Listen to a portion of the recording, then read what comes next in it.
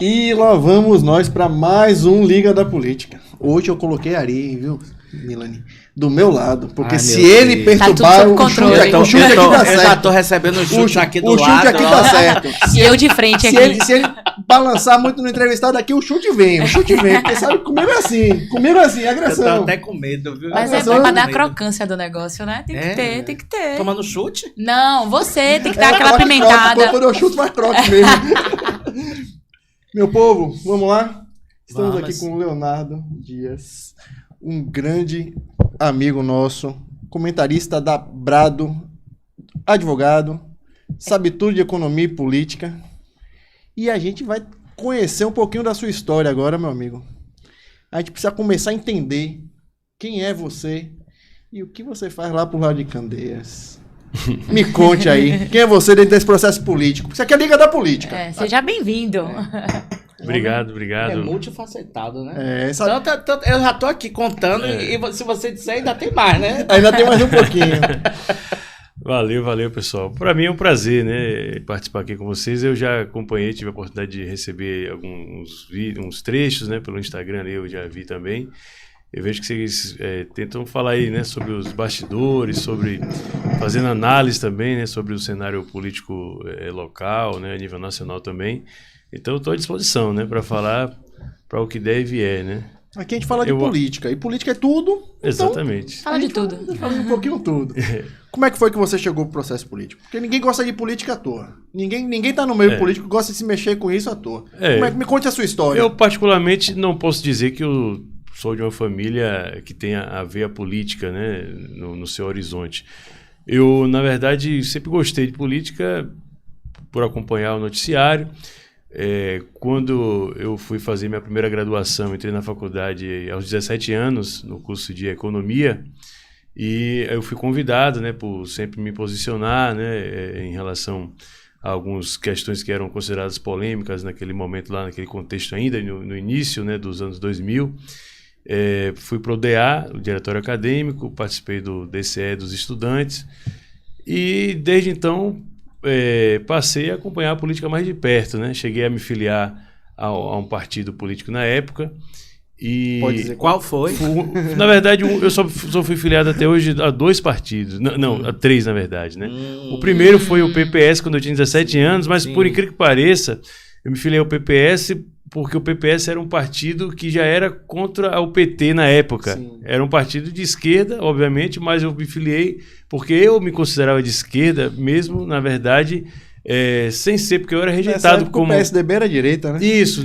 Você se lembra que era aquela formação do bloco PPS, DEM, PSDB? Sim. Então, naquele contexto ali. E depois eu me filiei ao PSL, né, que foi já em 2018, e agora ao PL. Foram os partidos que eu me filiei até hoje. Então, desde então, eu entrei na época no diretório do partido, mesmo sendo mais novo, acabei chegando à executiva regional, né, aqui da Bahia, fiquei como membro da direção regional do partido algum tempo, e participei, né, depois fui presidente do partido também em Candeias, aqui na região metropolitana aqui de Salvador, onde eu sempre tive domicílio eleitoral. E de lá, naturalmente, a gente foi desenvolvendo atividades políticas, né? Acompanhando, sempre se posicionando, né? Fiz mestrado também, fiz mestrado em economia, depois acabei fazendo um segundo mestrado em ciências sociais, mas com a linha de pesquisa em ciência política, né? Então, eu cheguei a também ser professor universitário na época, com apenas 21 anos, eu dei aula em faculdade. Caramba! Tô dizendo que é tudo um pouquinho mais. E aí, mas nunca deixei de ter os posicionamentos políticos, né?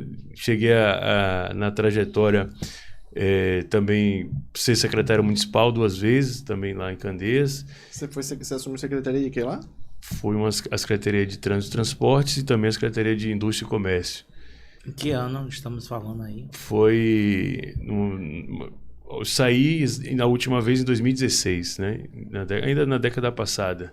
Saí em 2016, na gestão do prefeito anterior ao atual, no final da gestão dele. E entrei ali em 2013, né? 2013. Aí você assumiu essas 2 secretarias durante o período do mandato de 4 anos do prefeito. E 2 secretarias, inclusive, Grandes, propostas, né? né? Porque É, transporte, depois você vai para a Secretaria de Desenvolvimento. Na verdade, Econômico. essa Secretaria de Trânsito não existia. Eu fui o primeiro secretário da cidade. Você implementou. Foi uma secretaria que foi criada. Então, a gente tem que fazer todo, na época, um estudo, né, Estrutura, né? de como funcionaria, né, esse órgão em relação a Candeias. Aí tinha que criar toda a estrutura interna, não só de cargos que iriam compor. Na época, o trânsito municipal o trânsito não era considerado municipalizado, portanto, o município não tinha, por exemplo, nem a prerrogativa de multar, por exemplo, né, o usuário, fiscalizar, né? Então a gente fez um trabalho junto ao Detran, aos outros órgãos, né? E na indústria e comércio a função já era, vamos dizer assim, mais próxima do que eu estava habituado pela minha formação de economia, né? Se trata de você atrair investimentos, promover, né, o desenvolvimento da cidade por meio das atividades econômicas, né? Então a gente já tinha relação com as entidades industriais, e ali em Candeias, você sabe, tem uma área importante que era do Centro Industrial de Aratu, o CIA, né? E Candeias ficou durante muito tempo, né? Muito tempo, hoje não caiu um pouco no ranking, mas ficou muito tempo sendo o quarto PIB da Bahia, né? Candeias tinha isso, né? Tinha muito movimento, a gente ouvia falar muito. E por que você acha que de um tempo para cá essas coisas começou a cair, começou a ficar mais uma cidadezinha na região metropolitana? Por que isso?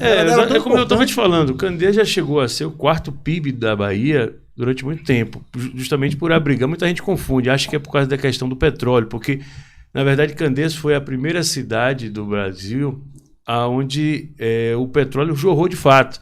Não sei se você sabe, mas aqui em Salvador teve o poço do petróleo do Lobato, né? Só que foi um alarme falso inicialmente. Então, Candeias foi onde o petróleo realmente foi identificado, e inclusive tem uma foto famosa, aquela que tem Getúlio Vargas mostrando as mãos manchadas de petróleo, aquela foto foi em Candeias. Então, aquele movimento foi que inclusive impulsionou a emancipação da cidade, que já era um distrito de Salvador, né? Que na verdade tinha ali o grande mote, a questão do turismo religioso, né? Através por conta do milagre de Nossa Senhora das Candeias. Mas não é o petróleo que faz com que Candeias, por exemplo, tivesse essa pujança industrial, né? Ou melhor, não é essa pujança econômica, é a questão industrial. Né? O que veio com o petróleo. O grosso do petróleo, inclusive dos royalties e tudo mais, ficam com o São Francisco do Conde, com o Madre de Deus. No caso de Candeias, assim como Simões Filho, é por abrigar a parte industrial, né? O Centro Industrial de Aratu. Então tem muitas indústrias, diversas áreas, que faz com que Candeias tenha um PIB grande, né? E como você falou, a cidade, infelizmente, nos últimos anos, vem perdendo o protagonismo, né? Isso aí não tenho dúvida nenhuma. Isso se deu por quê? Olha, eu acho que diversos fatores. Primeiro porque, como eu já disse, o ponto principal ali é a questão industrial. Você não tem mais áreas específicas ali para você promover um desenvolvimento industrial, né? As áreas poucas que restam ali do CIA são áreas montanhosas, não tem mais espaço para você criar nova área industrial ali. E a cidade em si é uma cidade que surgiu fruto de um desenvolvimento assim desordenado, né? Não foi uma cidade planejada. Se você for a cidade tem um aspecto, né, de ladeira, íngreme ali, sem um cuidado necessário em relação ao que você possa identificar em outras cidades, né? Então, eu acho que essa situação da indústria, né, explica muito, né? O que você está falando aí, basicamente, a queda do protagonismo, eu acho que é a participação do município em relação ao todo, né, do PIB da Bahia. Mas a região metropolitana como um todo também perdeu um pouco, né, a nível de produtividade, proporcionalmente falando, né, porque há naturalmente também um deslocamento disso para o interior do estado, né? Então, tanto é que Salvador e Candeias e outras cidades da região metropolitana perderam população. Não foi o caso de Lauro de Freitas, né? Porque Lauro de Freitas, na verdade, tem muita área ainda. Ameação, né? Muito prédio. Muito verde ainda, né? Muita área a ser explorada, né? Mas Candeias é uma cidade que ela é bem peculiar. né? Porque ela é uma cidade de passagem, né? Que tem as rodovias que passam ali, mas também uma cidade que tem um turismo muito a ser explorado, né? Você tem praias lindíssimas ali em Candeias que não são exploradas. Eu acho que o que falta, né, talvez, né, na gestão pública é esse olhar, né? Se não está acontecendo da forma que tem que acontecer com as indústrias que ali eram instaladas, né? Houve a perda da exploração do petróleo, mas o campo turístico ali de Candeias é muito forte e não é explorado, muito pelo contrário, é muito abandonado. Né? Tem um ponto que você levantou aí na sua fala inicialmente que é importante, que é o seguinte: o fato de Candeias estar próxima a Salvador, e isso vale não só para Candeias, para outras cidades, né, faz com que a cidade ela deixe de ter um desenvolvimento próprio, específico. Por quê? Porque, na verdade, por exemplo, vou lhe dar um exemplo aqui bem objetivo, para ficar fácil de entender. O cidadão está em Candeias, né, ele pode vir para Salvador para dormir em um hotel de qualidade, se isso é possível, ele vai fazer isso, né? Se Candeias fosse uma cidade muito mais longe de Salvador, obrigaria naturalmente a demanda surgiria para que surgisse hotel de qualidade para o cidadão dormir, né? Ali naquela região. Então, como você pega, por exemplo, uma cidade como Santo Antônio de Jesus, né? Tem um dinamismo próprio e é uma espécie de capital regional para outras cidades, justamente pela própria distância, porque obriga com que aqueles atores das atividades econômicas se mantenham naquele local, ao invés de se deslocar para ir para outro, né? Então esse é um ponto. O outro que você levantou em relação à questão do turismo é também interessante, porque se você for ver, na prática, essas localidades que você fala de potencial turístico grande, né? Atende, na verdade, a um público que não tem nenhuma relação com a cidade de Candeias. Muita gente de Candeias, por exemplo, não tem nem noção de determinadas localidades que são frequentadas, que pertencem ao município, por outras pessoas que realmente não têm relação com a sede do município, né? Então eu acho que realmente esse ponto é importante, você inclusive fazer uma integração, porque parece que nem é de Candeias. Se você pegar a região de Caboto ali, por exemplo, que é um distrito de Candeias, um local muito bonito, sempre houve, né? Sempre houve essa interpretação. Vira um puxadinho de Salvador, né? Vira uma extensão de Salvador. E um local assim, com as condições ainda precárias. Não tem. Ali você vê um potencial de desenvolvimento. Ali uma baía dentro de uma outra baía. Água praticamente parada, né? Para quem é do ramo, não é o meu caso, mas assim, falando de modo assim, até grosseiro, você tem ali a possibilidade de atração mesmo do público, né? De lancha e tudo mais, com uma facilidade muito grande. E não tem um trabalho, né? Tem um santuário ali também, né? Tem ali em Caboto que tem um santuário. Que tem Nossa Senhora das Neves. Acho que tem uma capela ali. Das Neves, né? Na Ilha das Neves, alguma coisa assim. Não, das Neves já é Salvador. É de Caboto mesmo. Tem um santuário que é visitado. É uma coisa de São Roque, né? Eu acho que e que tá bem abandonado, mas que é bem bonito. Não, é Passé. Você fala, não é um santuário, você fala umas ruínas de uma igreja. Isso. Tem um museu também, né? O Museu Araújo Pinho, né? Que é um museu também, guarda a história importante ali do tempo do Brasil Colônia, né? Dos canaviais, né? Que eram um ponto importante da atividade econômica na Bahia ali há séculos atrás. E esse museu ficou muito tempo desativado, depois teve investimento aí e tal, patrimônio público histórico. Mas eu acho que realmente cabe um trabalho ali também interessante ali. Agora, Léo, na eleição passada, no segundo turno, Neto teve 44% lá da votação e Bolsonaro 17%. O PT, como é que é? O PT toma conta? Você acha que isso pode refletir na urna na próxima eleição? O efeito Lula foi grande e será também na próxima eleição, 2024?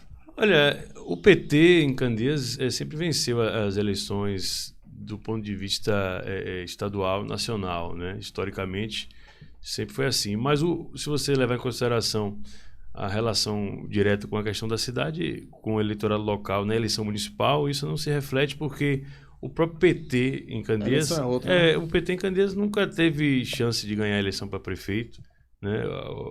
A última candidatura que teve na chapa majoritária foi do Isidório, foi o maior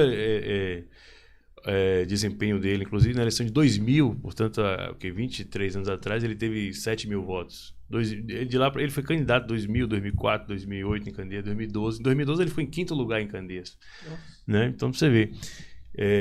Então, na verdade, o PT não tem nem vereador na cidade hoje. Então, não há essa relação direta. Por outro lado também... A eleição nacional não tem nada a ver com a eleição municipal. É uma outra eleição, porque o próprio apoio do governo do estado, se ele se der, é mais a nível de estrutura, de apoio, dependendo se for o caso de uma gestão de obras, né, o financeiro. Mas você pousar ao lado do governador, por exemplo, não quer dizer muita coisa, né? Eu falei aqui do Isidoro, mas teve um candidato do PT também em 2012, né, que foi o Carlos Martins, que também teve um desempenho, mas eu até não errei porque a votação foi 7 mil e pouco também ali. No caso dele, ele ficou em 3º lugar. Foi nessa mesma eleição aí que o Isidoro ficou em 5º. Né, que o Isidoro estava no PSB, que é o partido da Lites na época. Então, basicamente, o PT não tem força localmente. Né, embora o eleitorado seja um eleitorado... aquele... Então, Jerônimo e Lula tiveram voto lá pela onda mesmo. Não, é isso, eles sempre venceram. Se você pegar o histórico dos resultados eleitorais, por exemplo, em momentos onde, pegar assim, por exemplo, a eleição de 2002, Paulo Souto ganhou a eleição no primeiro turno. Wagner ficou ali com 30 e poucos %, né? Depois, né, antes de ganhar de 2006. A de 2002, ele ganhou a eleição em Candeias, o PT. Wagner ganhou. Isso. Na época, os votos... que fizeram o Paulo Souto ganhar a eleição foi mais os votos do interior, fora da região metropolitana. Sim. Então, há algum tempo o PT sempre teve... Então, assim, eu não consigo imaginar que o apoio do governo do estado necessariamente seja um fator a influenciar na eleição local. Mas existem figuras lá que devem puxar realmente a sardinha para o lado do governo do estado. Sim, sim. Né? Deve haver vereadores que apoiam, até por ter partidos que são da base do governo do estado, que naturalmente trabalham e levam o nome do governo. Exatamente. Pelo que eu tenho acompanhado, né, a atual vice-prefeita rompeu com as relações políticas com o prefeito atual e ela se coloca como pré-candidata do PT, né, com apoio das principais lideranças a nível estadual, né? Notadamente o governador, o ex-governador, que estão aí fomentando aí a pré-candidatura dela. Mas até que ponto essa presença vai ser determinante, eu já acho que não é tão assim quanto aparentemente parece, né? Agora, Léo, a gente meio que cortou você estava contando sua história, que parou em 2016, mas você contou que logo no início você foi do DCE na época da universidade. Sim. E aí, anos depois, você já é secretário de município. Como sair desse lado de ser pedra para ser vidraça, né? Como foi para você enquanto gestor, né, passar por esses momentos de que você, do outro lado, enquanto militante estudantil, criticava, né, alguma gestão municipal, estadual ou federal, né? Eu nunca fui aquele xiita, né, de criticar. Eu sempre soube que existem dificuldades. E na gestão pública você percebe isso. E nem tudo é tão simples quanto parece, né? Depende de você, algo depende, outro não depende, que a gente tem questões de restrições orçamentárias, né? Tem questões de boa vontade de outras pessoas de forma indireta que influenciam no trabalho que você vai desenvolver. Então, na prática, o que eu vi mais foi isso, né? A impossibilidade de nem tudo aquilo que está planejado ser possível de ser executado, mas não necessariamente por ausência de vontade de ação, mas por limitações mesmo que acabam acontecendo, né? Às vezes má vontade mesmo, né? Às vezes tem questão de prioridades que são invertidas, né? Às vezes o secretário, por exemplo, ele não tem autonomia que poderia ter em questões de cidades do interior, né? O prefeito que no final vai dar ali as cartas ali, o secretário basicamente acaba sendo um auxiliar de executor, luxo. Né? O executor do que o prefeito quer. Exatamente, o que o prefeito decide. Então, por exemplo, vou lhe dar um exemplo. Na época, eu como secretário de Indústria e Comércio, eu desenvolvi uma relação com o pessoal da Moura do B, uma empresa grande lá, tem sede Né? em Recife, Pernambuco. A gente fez várias reuniões, porque eu vislumbrei a possibilidade de a gente construir um segundo centro industrial numa área que pertencia a uma empresa, né, que era antiga Alcan, né, uma empresa de alumínio, na verdade, e essa empresa com sede no Canadá, mas que tinha um terreno, uma inscrição imobiliária, que tinha uma dívida com o município, e a ideia seria a gente fazer uma negociação para pegar uma parte desse terreno, né? E o pessoal da Moura do B se interessou muito na possibilidade de construir isso daí. Estou falando de 10 anos, mais de 10 anos atrás, né? Então a gente fez várias reuniões de idas e vindas a Recife, né? E eles acharam interessante, chegaram até a desenvolver um anteprojeto, mas basicamente isso não foi adiante por outras questões, né? De natureza mesmo, às vezes de má vontade, às vezes de alguém chegar e falar assim, não, mas isso não vai ficar pronto na nossa gestão, vai demorar. Alguém bota o pé em cima só porque não teve ideia, né? Eu vou fazer força porque não vai levar louro, né? Vou fazer força para o outro ficar vermelho, então não tem sentido. Um negócio pode ter resultado daqui a 5, 6 anos, então não vou fazer isso agora. E até hoje, ele então, não tá lá. Tá lá, eu não sei mais como é que tá, se foi negociado, se a dívida ainda existe, como é que ficou. Mas não saiu do papel. É algo que foi tão... chamou a atenção da Moura do B, que é uma empresa séria, uma empresa de grande porte, que disponibilizou a cúpula, né, dela, né, o pessoal da família esteve aqui, e a situação não foi para frente. Então, é só assim, entre várias outras situações. Né, mas, sem dúvida alguma, seria um projeto que marcaria, né, que ficaria ali, né, um legado importante. E aí, depois de 2016, deixa ele contar a história dele, né? Eu tô querendo saber isso, né? Na verdade, eu tô falando dessa questão que você perguntou de Candeias, mas Candeias, na verdade, assim, com todo o respeito que eu tenho à cidade, nunca foi assim o meu carro-chefe, né, de atuação da questão política, apesar de eu sempre ter o meu domicílio eleitoral por lá, né? Então, sempre gostei, mas na verdade, eu acho que eu mudei muito nessa concepção política e até me tornei algo assim, a gente fala de direita, né? Por causa do Olavo de Carvalho, né? Que eu acabei conhecendo ali meados de 2008, né? Então, para compatibilizar, por exemplo, as ideias que eu passei a defender e inclusive, defender e introjetar na minha personalidade, e compatibilizar com a política real era um pouco difícil para mim. Porque você fala assim, por exemplo, você acha que esse cargo aí não deveria e nem existir. O cargo que você ocupa poderia ser até dispensável, dependendo do ponto de vista. Mas por que você ocupa? Porque se não for ocupado por mim, tem que ser no mínimo alguém melhor do que eu, né? Ou então que ele não exista realmente, de fato.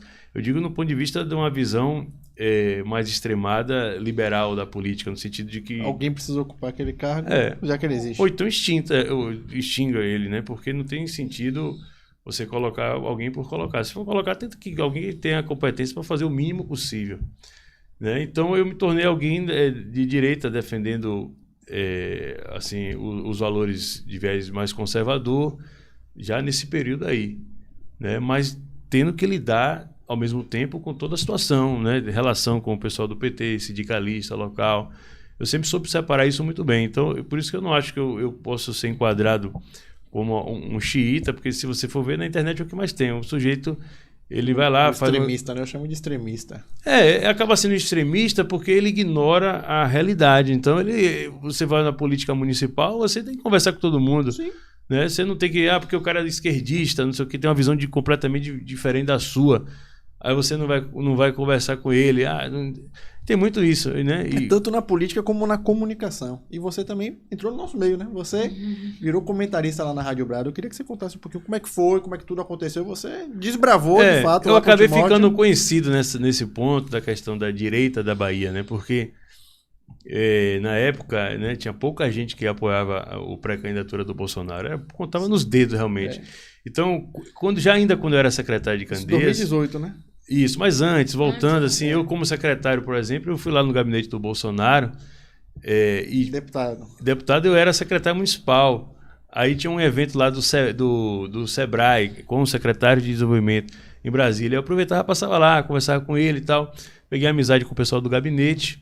E aí, eles, quando vinham para a Bahia, por exemplo, o Eduardo Guimarães, né, que era o chefe do gabinete, ele vinha para cá e me ligava, tomar uma cerveja, não sei o que, a gente conversava e ninguém se falava, isso em 2013, né? Tanto é que o Bolsonaro chegou a ser pré-candidato em 2014, era do PP, sim. E aí acabou o partido não dando legenda, mas ele já seria ali.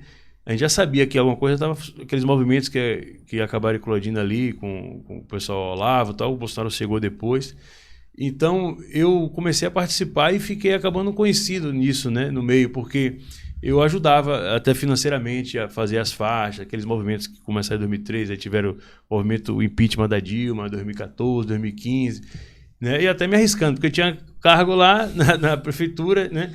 Não era do PT, mas ao mesmo tempo era da base do governo, e eu já apoiava o Bolsonaro ali, né? Aqueles movimentos. Aí subia no trio na Barra, né? Já para falar, para discursar mesmo. Né? E aí acabei ficando conhecendo. Depois o filho do Bolsonaro, o Eduardo, na época vinha para cá também, falar, nos grupos de WhatsApp a gente fazia, né, os eventos, ajudava, né, a promover essas manifestações.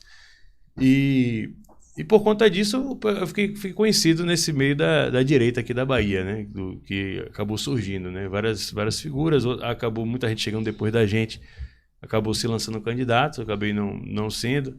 Quando surgiu o PSL, aí era aquela menina lá de Feira de Santana, ela chegou a me colocar como presidente do partido aqui em Salvador, né, o diretório, né, a comissão provisória, só que foi pouco tempo, uma semana, sei lá, eu acabei pedindo para não continuar, com muitas atividades. A menina de Feira seria a ex-deputada. Isso.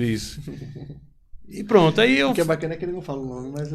Porque eu gostaria dos nomes. É porque eu não lembrei, na verdade, lembrei do nome dela. Daiane Pimentel. Isso, a Daiane. Você teve Covid, foi? Se eu tive... Tá com lápis de memória, eu não lembro o nome. Não, eu tive, mas não fiquei com sequela nenhuma, não. Tá. É porque ela não marcou muito mesmo, né? Na verdade é essa. Então... Depois a gente vai voltar para esse trecho. Você não acha que teve muita gente, mas muita gente mesmo, que acabou entrando nessa onda? Bolsonaro, oba, barra, não sei o quê. E aí vê que o negócio tá dando onda, vou surfar. Porque assim, conservador mesmo, a Bahia tem muitos?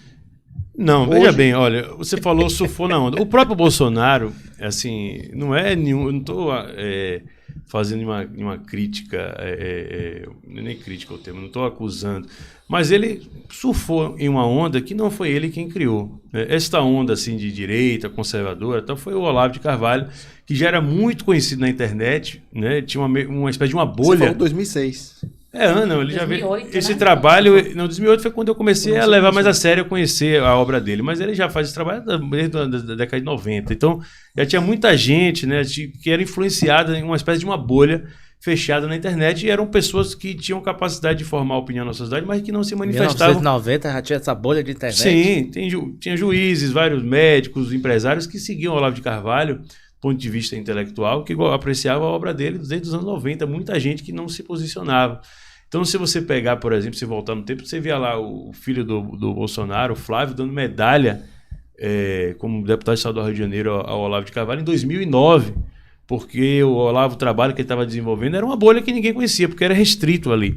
Então, essa bolha, ela na verdade, ela é basicamente rompida com aquelas manifestações que inicialmente eram de esquerda em 2013, que era aquela manifestação do passe livre, exatamente. Foi orquestrada pela esquerda ali, né, do negócio da manifestação contra o governo geral do Alckmin lá em São Paulo. Só que ali as pessoas começaram a ir para as ruas e eles perderam o controle.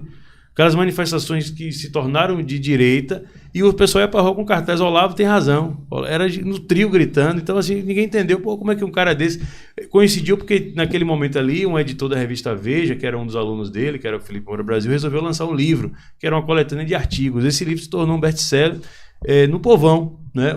Aquele mínimo para não ser o idiota. Então, aquilo ali, então o movimento cresceu, foi crescendo, ganhando uma proporção cada vez maior, dominando a pauta das manifestações, inclusive aquelas manifestações de 2013, elas foram tão fortes que, por exemplo, se você pegar a Lava Jato, ela tem um componente fundamental para a gente explicar como fruto daquilo ali, porque a Dilma, para dar uma resposta àquelas manifestações, né, ainda no poder, ela baixou lá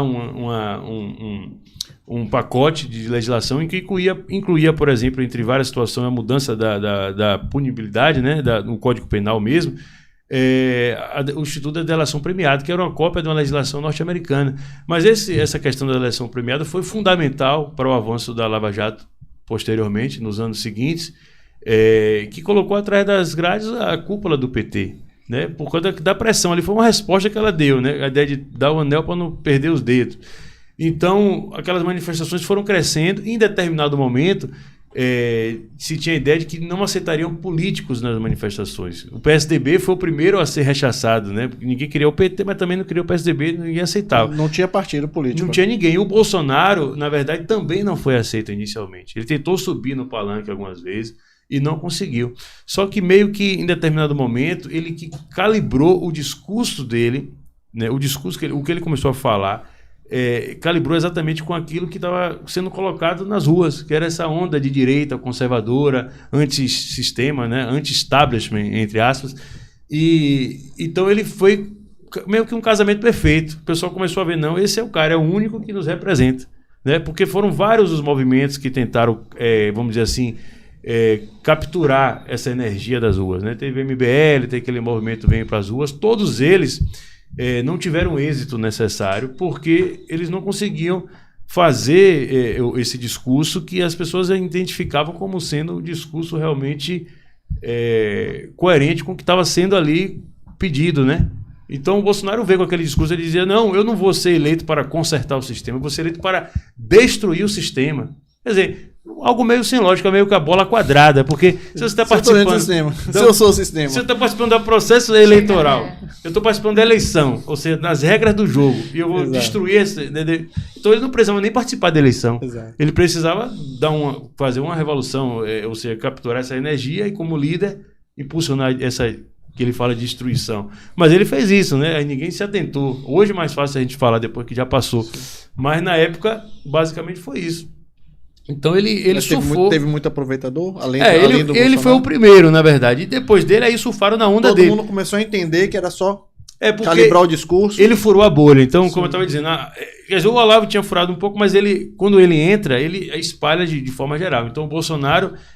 popularizou, né? Popularizou, então aí na onda dele, na esteira dele, vieram vários oportunistas, né? Vários, inclusive essa cidadã aí que você citou, foi uma delas aí, né? Uma turma lá que veio inicialmente do PSL. Dentro do processo político isso é natural, porque assim, tem candidato que defende o esporte e não sabe chutar uma bola. Tem candidato que assim, hoje levantar uma bandeira em defesa de um grupo, uma classe, assim. Dentro do processo político partidário, você acha que um político não pode dizer, não, eu vou defender vocês porque é uma classe aqui que eu quero, que me representa. Eu não sou, mas ela me representa, então eu tô alinhando o meu discurso aqui. Ou você acha que não, o político não, tem que ser, tem que nascer daqui, tem que ser puro. Não, eu acho que independentemente de política ou não, você tem que ter suas ações cada vez próximas do que você prega publicamente. No caso aí, nessa onda, foram muitos aqueles que faziam um discurso, mas a gente sabia que não defendia necessariamente aquilo que estava pregando. E quando tinha a oportunidade mínima de se posicionar em relação a determinadas situações, ele se posicionava de forma diametralmente contrária ao que ele estava defendendo. Esse que é o ponto. Mas obviamente, eu acho que o Bolsonaro errou, não sei se você queria dizer, nessa divisão com o PSL, porque vamos supor o seguinte, é verdade a interpretação que a grande maioria desses surfaram na onda e não ganhariam a eleição se não tivesse meio que pongado na imagem do Bolsonaro. Quase todos aquela bancada eleita lá. Só que isso não significa que depois de eleito ele poderia, ele não deveria contemplar os anseios deles, né? Porque, veja bem, vamos citar o nome, essa sujeita lá de Feira de Santana, não quero defender ela, pelo contrário. Mas ela ganhou a eleição exclusivamente por conta de ter surfado na onda do Bolsonaro. Sim. Chegando lá, ela inclusive falou que ia ser candidata a vice-presidente da República e depois disse que não podia porque não tinha idade. Eu achei uma estratégia fantástica. Foi uma estratégia fantástica, porque ela sondou, botou o nome dela, não, eu serei candidata a vice. Aí depois você fala, nossa, como? Quem é essa? Aí foi aí que eu descobri que era ela. Quem é essa? Eu fui achar, achei. Daqui a pouco ela fez, não posso ser porque eu não tenho 35 anos. Aí eu fiz, nossa, estratégia boa. Porque ela soltou o nome, aí ela apareceu. Aí ela colou. Aí ela apareceu pro universo. Mas dentro desse processo, assim, porque o que aconteceu tanto em 2018 quanto também em 2022 com o Bolsonaro é assim, se eu sou do PSL, se eu sou do PL, eu tenho uma capa de conservador e eu sou bolsonarista. Eu estou credenciado. É isso que eu ia dizer. Não necessariamente isso, porque, por exemplo, você tem no processo, tipo assim, a Damares não precisou disso, né? Você teve o próprio Tarcísio em São Paulo não precisou disso, né? De estar dentro desse universo. Assim, o Republicanos, de certa forma, parte do Republicanos representa essa parte conservadora. Então, assim, você acha que assim, teve muito isso, tipo, aproveitador... Muita gente de esquerda na direita. Hoje o PL, inclusive, faz base. Metade é base do governo, metade não é. O vice-líder no governo do estado da Bahia é PL.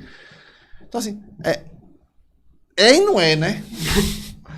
É bolsonarista e não é. Tá lá, mas não tá. Como é que na sua cabeça, assim, você que acompanhou todo esse processo, como é que você entendeu isso? Isso que eu estava tentando falar. O primeiro erro do Bolsonaro, a meu ver. Ele elegeu com ele dezenas, foram 58, se eu não me engano, deputados do PSL, desses 58 aí, basicamente 40 foram exclusivamente eleitos por conta de ter surfado na onda dele.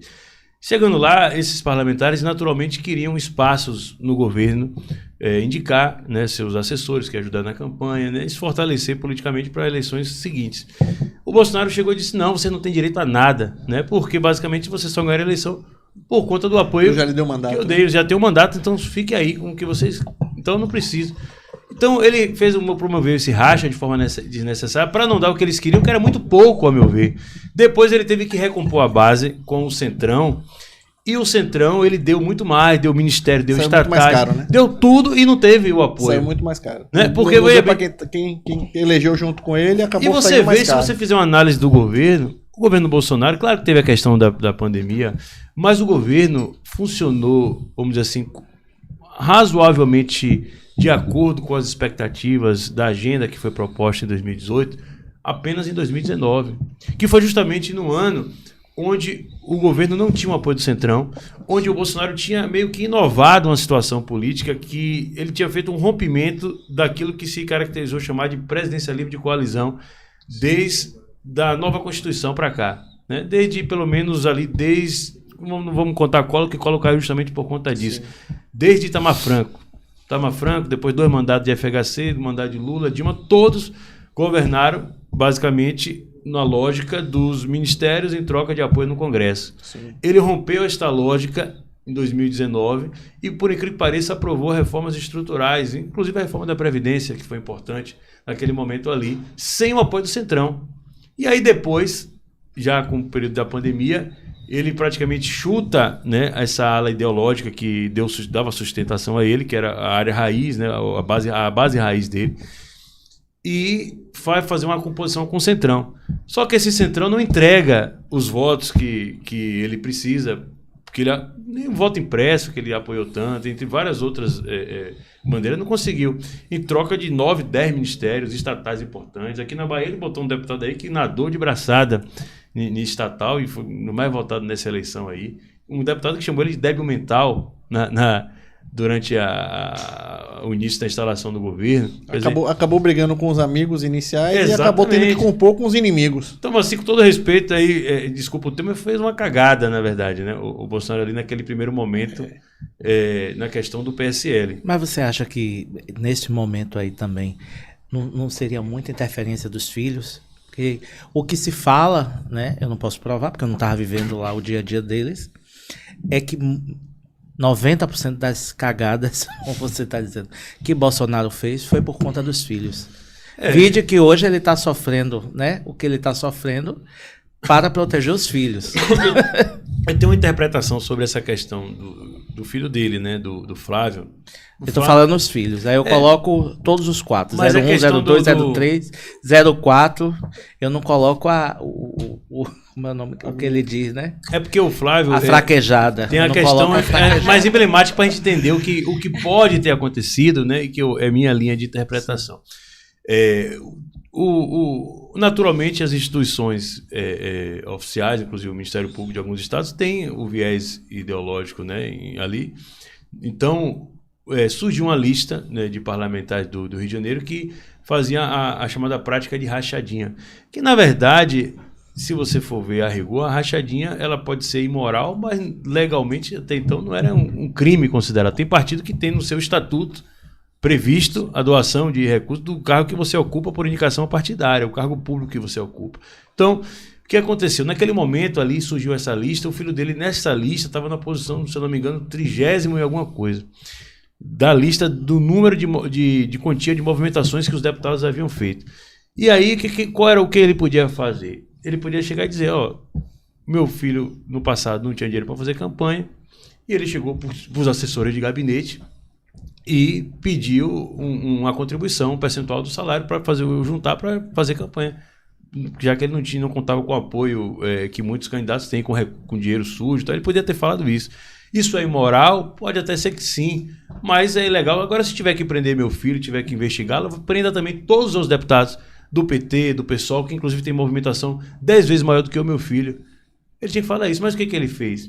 Ele quis dar uma de santa, não, isso não aconteceu. Aí então, quando conta aquela história, conta a primeira mentira, você tem que contar uma maior, uma seguinte. Então ele basicamente... Perseverar na mentira. Então ele teve que ficar ali, literalmente escondendo a situação. Chegou no momento que todo mundo esqueceu que os outros tinham movimentado muito mais, né, do que o filho dele, e basicamente ele foi lá e fez articulações que, ao meu ver, eram desnecessárias para encobertar essa situação. Por exemplo, naquele período ali, o ex-senador do PT do Mato Grosso, Delcídio Amaral, ele tinha feito uma delação premiada que basicamente quase que colocava o Toffoli, né, o ministro que era o presidente do STF, sim, naquele momento, em maus lençóis, né? Uma situação que a Lava Jato estava chegando no colo do Toffoli, que ia chegar um momento que ele ia ter que ser preso praticamente.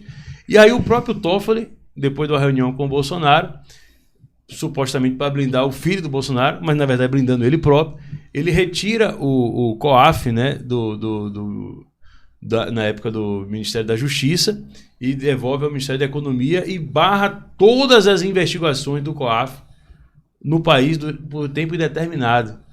Não só a do filho do Bolsonaro, mas a dele também. Mas no noticiário ficou... como se estivesse protegendo só protegendo, o filho. Foi o acordo que o Toffoli fez com o Bolsonaro para proteger o filho. Então foi uma situação que não tinha necessidade, né? Mas eu não tenho dúvida nenhuma que o que você está colocando tem um fundamento, tem sentido total para quem acompanhou um pouco dos bastidores, e aquilo dali acabou desencadeando em outras situações, como, por exemplo, abriu precedente para a instalação do inquérito ilegal, né, o chamado inquérito das fake news, que, por mais que você pode discordar ou não, mas pessoa sendo presa por crime de opinião, entre aspas, né, por estar na internet emitindo... Existe na direita, né, conservadora, a imagem de Bolsonaro é o que está no ápice, né? E as pessoas estão embaixo fazendo o que ele determina ou orienta, né? E aí você vê, no final do mandato dele, você vê brigas familiares, né, sendo expostas, né? O perfil de Bolsonaro deixando de seguir a esposa, tweets, sabe, que claramente não foi ele que fez, e sim outras pessoas da família que tinham acesso à rede social dele, né? No caso, o filho, que falava, no caso, Carlos. O 03, né? Que é o Carlos. Sim, vereador. E, então, assim, como é que a direita, a conservadora, não sei como é que a gente vai dizer nesse processo o que é que existe ainda disso aí, se posicionou referente a isso, né? Tipo assim, eu estava sendo orientado, mas não era por ele, e que ficou bem claro que em vários momentos não era realmente o Bolsonaro ia para aquele cercadinho ali do Palácio do Planalto para poder ter que abafar ou ter que falar histórias, né? Como você contou, uma mentira em cima de uma mentira, vai criando outra mentira, que às vezes não era nem criada por ele. Sim. Isso daí que você está falando, dá para a gente imaginar, voltando um pouco, porque houve uma mudança do comportamento dos chamados, entre aspas, bolsonaristas. Se você pegar, por exemplo, o início do governo, 2019, o Bolsonaro tinha uma preocupação assim, extrema em relação a imagem que ele tinha que ter em relação ao público considerado conservador, que era considerada a base raiz dele, né? Então, por exemplo, o Moro era ministro da Justiça. Aí havia um cargo lá do Conselho, alguma coisa relacionada à segurança pública, dentro do Ministério. Um conselho que não apitava em nada. Mas nesse conselho, ele indicou uma conhecida ativista que era a favor do desarmamento. Era Ilana Slabó, coisa assim. Essa ativista foi nomeada para esse conselho, um conselho que era composto por dezenas de pessoas. Sim. E ele indicou essa pessoa. Foi uma gritaria tão grande na internet, que no mesmo dia o Bolsonaro foi obrigado a obrigar o Moro a retirar essa mulher do conselho em 2019. Ou seja, havia uma base crítica forte, sólida do Bolsonaro, e ele era meio que, no bom sentido, refém disso. Ele era meio que guiado. O Bolsonaro, voltando ao que eu falei, ele surfou na onda, ele não criou a onda. Sim, mas... Então ele fazia o discurso que a galera queria ouvir. E nesse momento existia uma comunicação que pensava esse discurso. Isso, mas depois muda, depois ele vira... Depois que o filho assume de vez, né? Que retira o chefe da comunicação e não, ele... Eu não sei se foi aí isso. Que vai descambando de vez. Essa comunicação era uma comunicação que seguia os rumos do que estava posto lá pelas essas vozes das ruas da internet, dos seguidores do Olavo de Carvalho. Em determinado momento foi feito um trabalho para romper esse vínculo, né? E isso foi rompido realmente. Depois de uma situação, isso se inverteu. Virou meio que uma espécie de, assim, eu não estou usando a palavra de forma pejorativa, mas uma idolatria, onde o Bolsonaro falava e o que ele falava estava falado e ninguém poderia contestar, inclusive aquele que poderia dentro desse meio da direita. Isso não é o ônus de quem sobe o poder, não? Que o poder não, sobe para a porque, cabeça. como eu disse, ele já estava como presidente, ele não tinha esse poder. E isso se inverteu ao longo do tempo. Basicamente...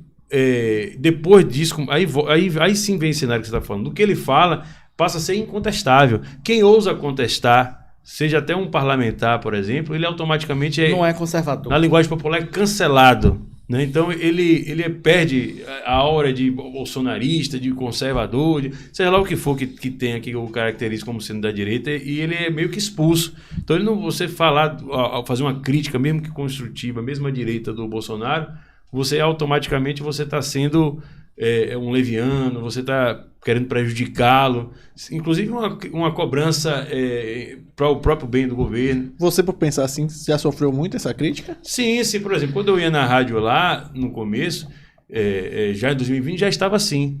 Então, o pessoal fala, isso aí é um esquerdista, é um comunista. Eu falo assim, não. Tá infiltrado. Porque assim, o Bolsonaro tem uma ordem do STF. Esse daí já foi de movimento estudantil. Não, é isso. Participou de movimento estudantil, o pessoal falou, vem de esquerda. É a pecha. Eu pago esse pato. Na verdade, não participei tanto assim. Eu fui membro, né? Mas nunca fui. Eu hoje, olhando mesmo, eu nunca fui de esquerda, basicamente. Mas, assim, voltando. Então, quem cobrava, por exemplo, uma ação efetiva para o bem do próprio governo, Bolsonaro deveria se posicionar, por exemplo, uma decisão do STF, na história, você já viu que teve momentos onde foi descumprida. Teve, por exemplo, o senador Renan Calheiros, quando era presidente do Senado, teve uma decisão do ministro Marco Aurélio, decisão monocrática, ele foi lá e rasgou a decisão, disse, não, isso aqui é uma decisão ilegal. Não vou cumprir, acabou. E vai fazer o quê? Vai me prender? Não, acabou. Entendeu? Ficou por isso mesmo. Não tem muito tempo na história. Então, quer dizer, aí você fala assim, não, mas essa decisão, por que o Bolsonaro tem que cumprir a decisão? Ele está meio que doutrinando os seus apoiadores a aceitar o STF como sendo um poder irrefutável, né? Você acha, então, que muito desse poder que o STF tem hoje no Brasil se deu pelo presidente da República estar aceitando e acatando tudo que eles... Não tenho nenhuma dúvida disso. Com certeza absoluta. Com certeza absoluta. Eu escrevi um artigo lá, até no site da Abrado, depois do 21 de setembro, né? Do 7 de setembro de 21, que eu falava justamente isso, né? Ele ajudou a consolidar na interpretação do senso comum de que o STF não poderia ser confrontado em qualquer cenário, mesmo no mais absurdo que fosse, de decisões consideradas inconstitucionais. Então, basicamente, quando ele falava assim, eu tenho que jogar nas 4 linhas. É uma contradição, porque, de acordo com a própria Constituição... Quem interpreta as 4 linhas é o STF. Isso, mas na Constituição ele é o mandatário também da nação. Ele tinha a obrigação de se insurgir contra as decisões. Mas quando ele fala assim, eu tenho que trabalhar nas 4 linhas da Constituição. Quem interpreta a Constituição é o STF. Sim, então ele está, na verdade, de alguma forma, dando o suporte para eles. Mas a própria Constituição abre margem para que o STF seja confrontado quando a decisão é considerada inconstitucional. Sim. O mandatário da nação. Cadê o Senado? Não, o Senado seria para a questão de impeachment. Sim. A lei de 1950 diz que o impeachment é feito pelo Senado. Outra situação, por exemplo, a questão da briga dele com o STF. Ele fez articulações políticas consideradas assim difíceis, como por exemplo, você que acompanha a política, eleger Alcolumbre para derrotar Renan Calheiros em 2019, no início do governo. Foi uma articulação do ministro dele, o Onyx Lorenzoni, né, para dar a presidência da casa, as 2 presidências da casa ao DEM, tanto a ele ao Rodrigo Maia também. Então, essa articulação era muito mais difícil em termos de construção política na casa do que fazer um impeachment de um ministro do STF que já tinha um clamor popular grande. O número de votos, inclusive. Para você fazer um impeachment do ministro do STF, de acordo com a legislação, é maioria simples dos presentes. Né? Ou seja, se você tiver uma sessão lá com 70 presentes dos senadores, se tiver lá 36, você já faz o impeachment de um deles. Não precisa passar nas 2 casas, 2 turnos, uma PEC, como é uma PEC, por exemplo. E ele, basicamente, ele tinha como fazer isso. Só que ele não fez, ele tinha como fazer. Tanto é que ele fez para eleger o Alcolumbre. Né? Só que aí teve a questão do lava-toga. O filho, na época, votou contra, né? Enterrou a investigação que poderia desencadear ali uma pressão maior ao STF. Então, basicamente, ele foi uma estratégia completamente distinta da que ele pregou em relação à sua campanha, né? Mas você não acha que Bolsonaro surgiu de um movimento de rua, porém foi um movimento social muito forte, de rede social muito forte, né? Bolsonaro vem desse movimento. E quando ele ganha a presidência da República, em diversos momentos, né? Eu estou falando durante o mandato dele de 4 anos, nos momentos que ele tem que se posicionar, ele não se posiciona e leva isso tudo na brincadeira. Por exemplo, no momento da pandemia, em momentos que ele poderia se posicionar enquanto chefe de Estado, presidente da República, ele não se posicionou. A gente teve as enchentes aqui na Bahia, enquanto a gente perdia gente, né, morrendo, casas alagadas, ele estava andando de jet ski. Então, assim, você não acha que em momentos que ele tinha que se posicionar, ele não se posicionou enquanto presidente da República e que toda a nação esperava um posicionamento dele. E aí, nesses momentos, né, que aí o STF tinha que tomar algumas decisões, tomava, porque ele não tomava uma decisão e uma postura. Você não acha que isso também ajudou a fortalecer esse processo de poder do STF, por conta desses posicionamentos que ele não tomou nos momentos que ele tinha que tomar? Eu acho que dos 2 pontos de vista, se posicionou também às vezes demais em algum contexto. Algumas situações não cabia ele como presidente estar batendo boca com um jornalista, por exemplo. Tem sentido. Porque uma menina falou, vou xingar o jornalista. Não tem lógica. Né? A imagem dele foi sendo apaquenada em função disso também. Ele foi meio que unindo os inimigos em torno de si. Ele uniu todo mundo, PSDB, PT, todo o que chamava de establishment político em torno dele, porque basicamente ele brigava de forma abstrata. Ele falava contra o comunismo, não era nem contra pessoas. Quando era contra uma pessoa, era uma pessoa... Mas brigando contra as forças ocultas, era um jornalista, né? São as forças ocultas. Ele falava de forma abstrata, o comunismo, não sei o quê, mas quem são os comunistas? Quando ele fazia uma briga de forma efetiva com uma pessoa, era uma discussão, né, com um jornalista qualquer. Então isso foi unindo os inimigos. Ele poderia, ao invés de fazer isso de forma para desunir, ele poderia fazer o contrário, ele poderia atacar alvos específicos ou até chamar alguns setores que poderiam estar junto com ele. Eu dei o exemplo aqui do próprio partido dele, o PSL, mas o Centrão, por exemplo, poderia aprovar uma parte da agenda que era chamada Agenda Conservadora de 2018 em troca dos cargos que receberam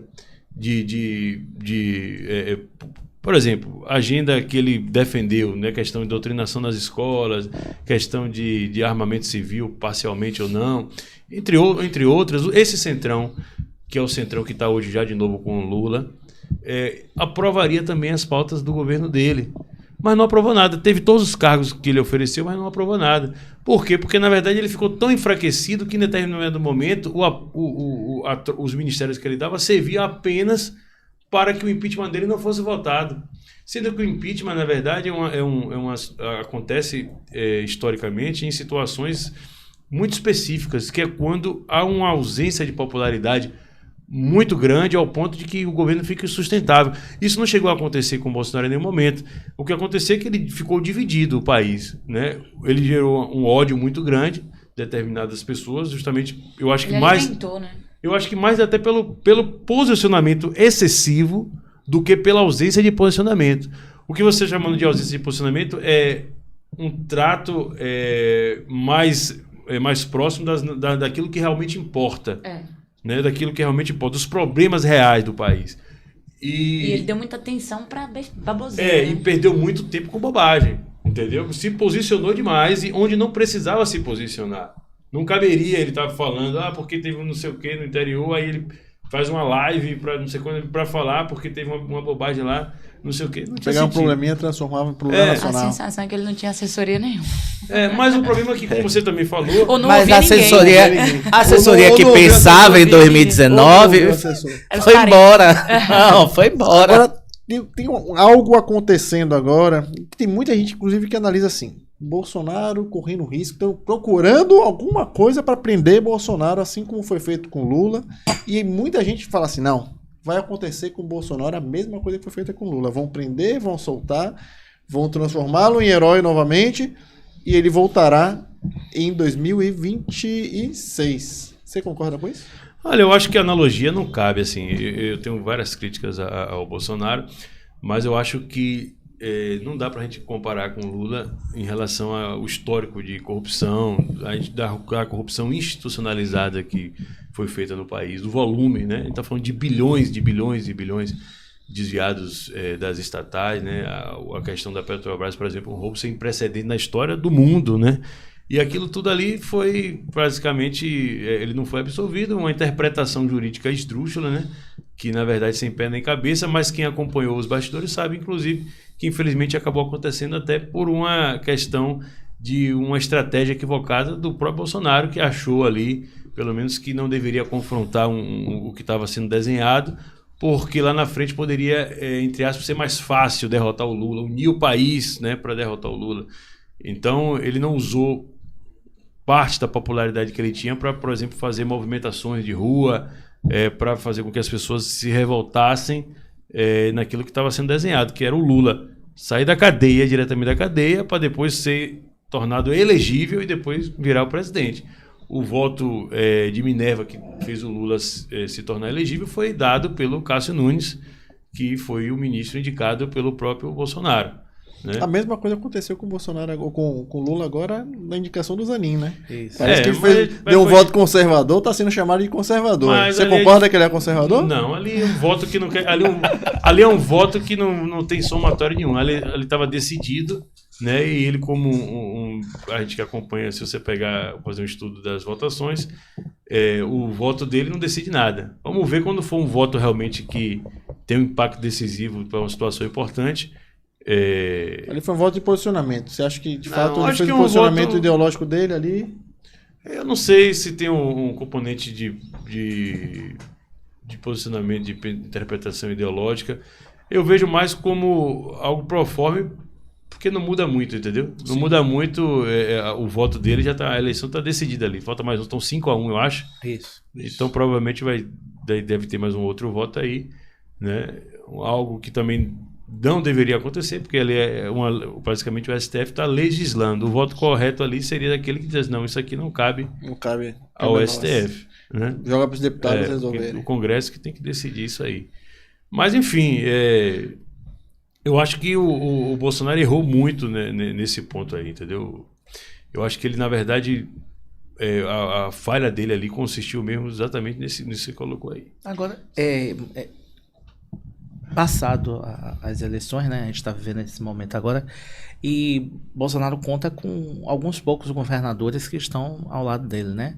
A gente tem o governador de Minas Gerais, nós temos o governador de Zema Tarcísio, Ratinho Júnior, aí tem um que tá meio lá, meio cá, que é o governador do Rio Grande do Sul, você tem o governador de Goiás, o Caiado ali, e recentemente tivemos uma reunião do Republicanos lá de São Paulo, com o presidente Bolsonaro participando. Aí nessa reunião, o governador Tarcísio meio que discordou de Bolsonaro. E a direita conservadora, tipo assim, malhou Tarcísio. A direita porque... conservadora ou a direita bolsonarista? A direita, obrigado pela correção. A direita bolsonarista malhou o Tarcísio. Como é que você enxerga esse processo de reconstrução de uma direita, não sei se vai ser bolsonarista ou conservadora? Foi um divisor de águas, né? Para que, de fato, né, tenha um discurso coeso e equalizado. E não... Eu acho que desde de Carlos Lacerda, a gente ficou sem direita no país, né? Basicamente, o governo militar ele não pode ser identificado como de direita, né? Governo de planejamento econômico centralizado, né? Teve seus méritos o regime militar num determinado contexto, mas ficou muito tempo além do que deveria ficar. Então não foi um governo de direita. Inclusive o fruto do regime militar é a reorganização partidária no meados dos anos 80, com o PT surgindo e outros partidos de esquerda, né, fruto da teoria do general Golbery de Couto Silva, né, sem a presença de um partido de direita, né? Você tinha ali mais ou menos resquícios de um anticomunismo e de setores oligarcas ali organizados em torno da antiga Aliança Nacional, que virou o PFL, que muita gente chamava de direita, mas se você for ver, não defendiam valores conservadores. Queriam conservar o que era deles, né? Sim. As oligarquias estaduais. Aqui na Bahia nós tínhamos o PFL, inclusive um dos mais consolidados nacionalmente. Mas aí surge, essa direita ressurge com esse trabalho lá do Olavo de Carvalho, o Bolsonaro surfa nessa onda, e eu acho que a direita praticamente foi destruída novamente. Então, hoje dá para a gente separar o que a gente chama de direita bolsonarista e de direita conservadora. A direita chamada conservadora, ela não tem o protagonismo, né, institucional, de ocupação de espaço de relevância mais, né, porque não tem um parlamentar que você possa dizer esse é um representante legítimo. Eu ia lhe perguntar isso. Quem hoje você enxerga que pode agregar isso, ou você acha que vai ser mais difícil para essa direita conservadora entregar e enxergar alguém? Você acha que alguém hoje... Não, esse cara pode chegar, o Zema pode, não, é difícil. O Tarcísio pode. Nenhum deles tem esse viés. O Tarcísio tem uma mentalidade meio que de centralista ali, né? De positivista, né? Sim. Aquele sujeito que acha que não existe ideologia, ou pelo menos que a ideologia fica em segundo plano, se considera pragmático. A ideologia fica na eleição. Deixa na urna. Isso. Mas ele não percebe, por exemplo... Eu entendo, Tarcísio. Eu acho que a ideologia, essa briga, o extremista, os extremos são até fundamentais dentro de campanha. Porque você precisa dele para poder alinhar e fortalecer o discurso. Agora, gestão, na política, extremo não precisa para nada. Você não precisa para nada. O extremo, na verdade, atrapalha.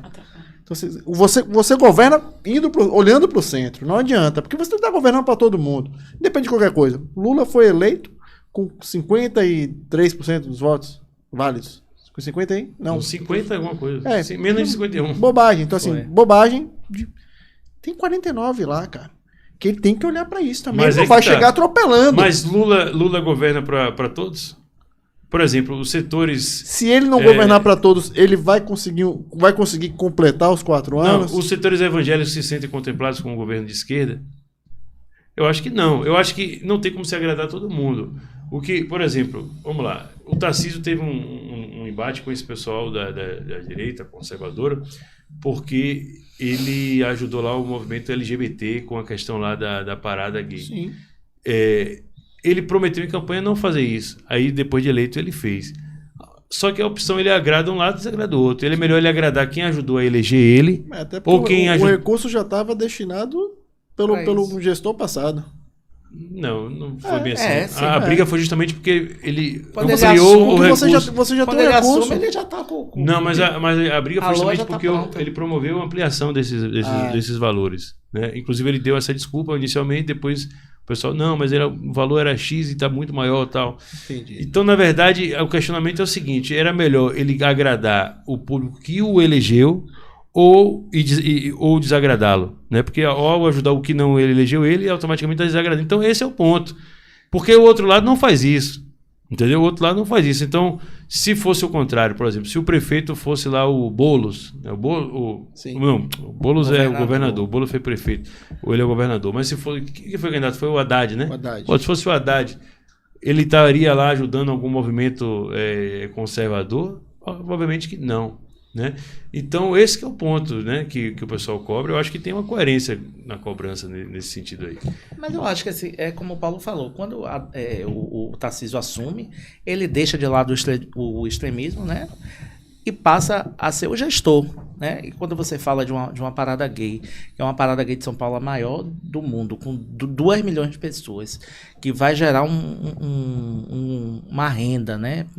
Para toda uma cadeia, né? Turística, né?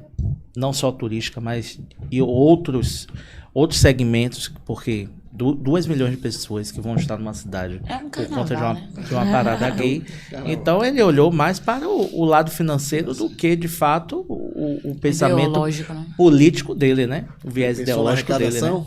É uma interpretação que justifica, né, a aplicação dos recursos, do que ele está fazendo, do ponto de vista da gestão e até do ponto de vista técnico. Mas, como eu disse, ele não pode ignorar, embora em tese o debate ideológico pudesse ficar ali restrito à arena eleitoral e depois na gestão ele ser colocado de lado, na prática não é bem assim, porque o debate ele é dinâmico, né? Então ele continua presente nas redes sociais e tal, e essa situação, por exemplo, esse posicionamento dele vai ser cobrado lá na frente.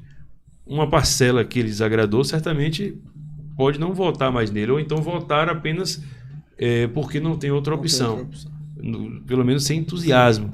Né? E o inverso também seria verdadeiro. Né? Só que, por outro lado, se você analisar, esse público que ele agradou do LGBT não vai votar nele se tiver, por exemplo, um candidato explicitamente defensor dessas bandeiras, como é um caso de um candidato do PT, do PSOL. Né? Mas cabe o discurso dele, né? Enquanto gestor. Não, aqui na Bahia, o maior exemplo, o ACM Neto. O ACM Neto talvez tenha conseguido fazer isso a nível municipal. Porque você está na mente só a questão da parada gay por ser LGBTQIAPN+. Não é isso, né? Você, por exemplo, vamos supor, você é um dono de hotel, você tem um restaurante, mas você é conservador, você não vai ser beneficiado com uma parada gay dessa? Tá no seu estado, não, esse é um argumento, cidade. Esse argumento que você está utilizando é um argumento que tem uma lógica sobre o ponto de vista técnico, mas a gente está falando do ponto de vista... Não, financeiro, meu amor. Sim. Financeiro, eu tô falando de dinheiro. De gestão, do efeito multiplicador disso a nível da economia, da atividade econômica. Claro, ICMS pro Estado. Vai gerar o fomento, né, disso. Claro. Mas a gente está falando do ponto de vista ideológico, do ponto de vista de resultado, inclusive eleitoral futuro. Eu acho que tem um desdobramento. Isso não passa... Mas o que eu quero dizer é o seguinte, não é somente o público LGBTQIAPN+, existe toda uma cadeia, que essa cadeia que é envolvida durante esse processo das paradas gays, são pessoas que inclusive são eleitores dele, empresários, são pessoas que trabalham no dia a dia, pode ser catador de rua. Os reflexos, são pessoas. Né? Eu já fui à Parada Gay de São Paulo, eu já vi várias ações com evangélicos dentro da Parada Gay. Você tem áreas que evangélicos vão também dentro da Parada Gay de São Paulo. Vamos trazer então, aqui. assim, o que eu estou lhe dizendo é o seguinte: não analise o grosso, porque é uma parada gay. Imagine o todo, porque não é só o que vai desagradar. O que é que vai desagradar? O que vai desagradar é uma coisa hipotética. Certo? é um grupo que, porque eu não votou estou com ele. discordando do seu argumento. É isso que eu estou lhe dizendo. Eu não estou discordando disso.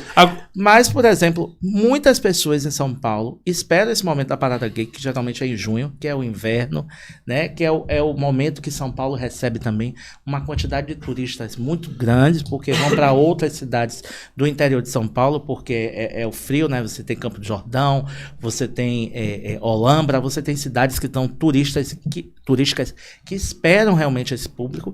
E por que não investir numa parada gay? Porque vai fomentar toda uma coisa. Aí você tem Uber, você tem mototáxi, você tem os táxis, você tem uma gama de pessoas que são envolvidas por conta de uma parada gay, que é surreal. Que, imagine, ele pensou como gestor e foi mas boa. Se o negócio é tão dinâmico assim, ele não dele. precisaria de recursos do contribuinte. Eu vou lhe dar um exemplo aqui para você entender que, no meu posicionamento, indo para a nossa paróquia aqui, a questão de Salvador. Sim. Carnaval de Salvador. O Carnaval de Salvador se caracterizou por ser a maior festa popular do planeta durante muito tempo, durante décadas. Não foi isso? Isso. E em um contexto, em um momento, onde a intervenção do poder público era mínima mesmo. O Carnaval de Salvador, historicamente, eu me lembro, eu morei ali naquela rua ali da Barra, ali do Jardim Brasil, a Rua Florianópolis, que era fechada. Ali você tinha os blocos de carnaval abertos com suas respectivas sedes durante o ano inteiro. O ano inteiro ficava fechado, cada bloco tinha sua sede, ficava funcionando exclusivamente por conta do poderio da própria iniciativa privada, pela demanda que existia sem intervenção pública. O máximo que a prefeitura, não era nem o governo do estado que nem se metia, tinha os comissários.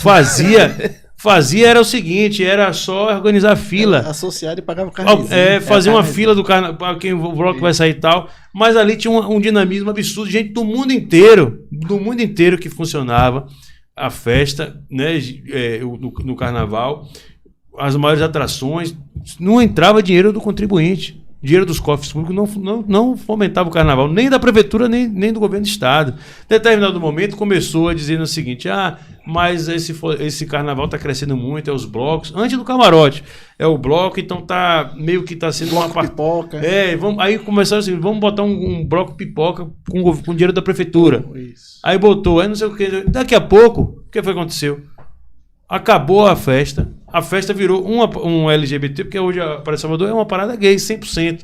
E eu não estou dizendo que é bom nem que é ruim, só estou dizendo basicamente que é o seguinte, que é 100% sob o fomento do recurso público, do dinheiro público, sendo que, na verdade, o dinamismo privado que existia, que gerava emprego, que gerava renda, isso você está falando que é importante para a economia, que fomentava a indústria, diversas indústrias paralelas, né?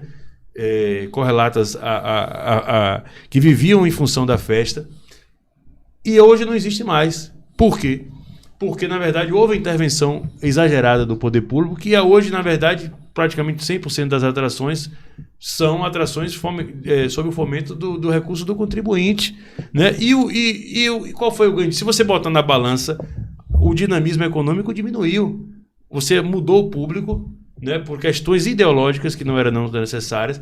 Aí você introduziu e muita gente deixou de ir para o carnaval, outras pessoas passaram aí, mas virou meio que uma festa quase que LGBT, o Carnaval de Salvador, né? E, na verdade, o ganho que você tinha, você também perdeu.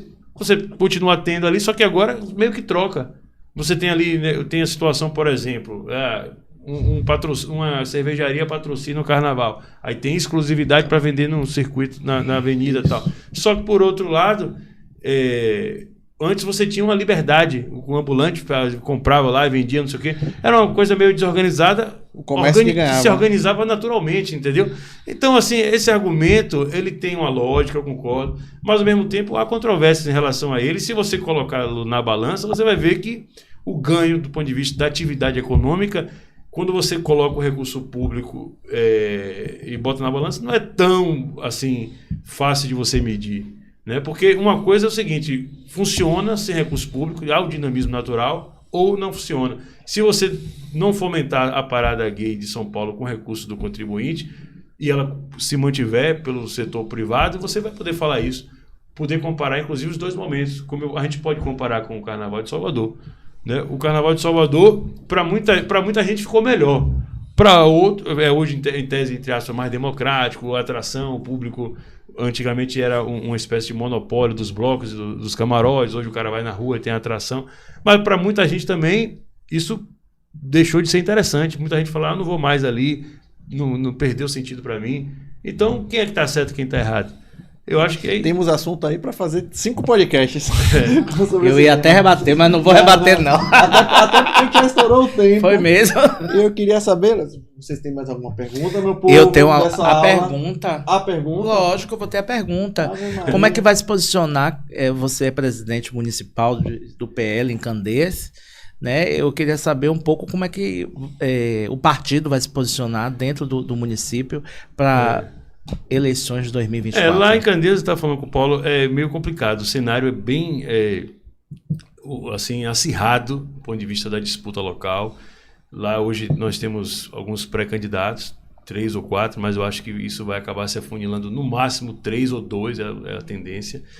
E com os pés no chão, sem nenhuma megalomonia, nós vamos tentar eleger pelo menos um vereador lá do PL. Então o desafio é muito objetivo, é montar uma chapa de candidatos a vereador para bater o quociente eleitoral dentro do que a gente coloca ali como os números que a gente calcula mínimo necessário, né, para fazer um vereador nosso do partido, fomentar ali uma base para o futuro, né, e se posicionar, obviamente, em relação à discussão do futuro da cidade, sendo protagonista, né, em relação ao que vem pela frente, no caso de Candeias. Eu acho que esse é o objetivo, com os pés no chão. A gente não vai dizer, vamos lançar um prefeito lá, um candidato a prefeito para ganhar a eleição do partido. Não temos tempo hábil para isso e o cenário também não permite que a gente faça isso. A não ser que fosse uma aventura, né, completamente sem sentido, né? Maravilha. Considerações finais. Não, fico muito grato de todos vocês de ter participado. Gostou do papo? Aqui. Gostou? Gostei. Eu esperava que a gente fosse falar mais assim, eu vejo você falar dessas questões de campanha, né, eleitoral. Eu gosto muito também de estratégias dos candidatos, tanto da chapa majoritária quanto o candidato da chapa proporcional. Eu acho bem interessante, né? Você fala das novas ferramentas, né, que vem pela frente de marketing, inteligência artificial. Isso. Que muita gente não está acompanhando de perto, que certamente vão fazer a diferença aí no futuro. Eu achei que a gente é mais por essa linha, né? Vamos falar de política dura. Vamos falar de política mais duro, obrigado. Oi? Vamos falar de política dura. Ano par é eleição. Sim, ano ímpar é política. Vamos falar de política. Mas muito obrigado, viu, meu chefe? Você está à disposição, aqui a casa é sua. Eu agradeço. Viu? Vamos Fica lá, à meu vontade. povo. Até a próxima. Tchau, tchau. Tchau.